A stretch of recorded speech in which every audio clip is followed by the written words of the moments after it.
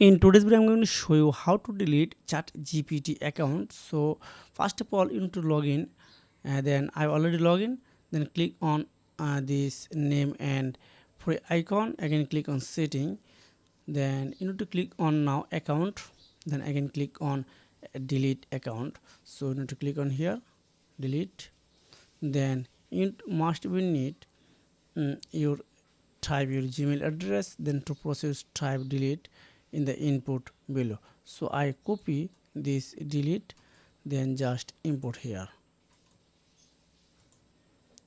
So keep in mind, deleting your account is permanent and cannot be undone.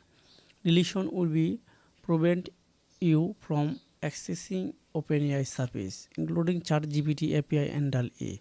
You cannot create a new account using the same email address. Your data will be deleted within 30 days. So now click on permanently delete. That's it. Your account will be deleted from this Gmail. So I don't need. So if you found this video helpful, make sure like and subscribe this channel. So you can take care. Goodbye.